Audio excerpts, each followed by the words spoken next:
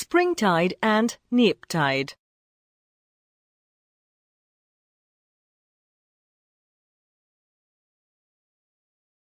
A rise and fall of ocean waters that occurs twice daily is called a tide.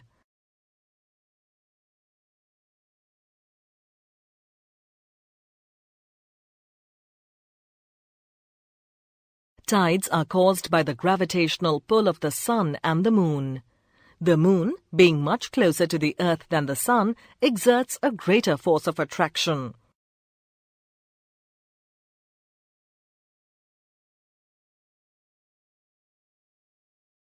The rise in the level of water is called a high tide. The fall in the level of water is called a low tide.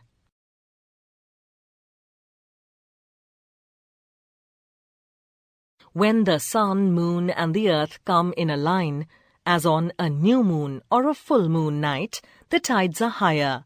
These tides are called spring tides.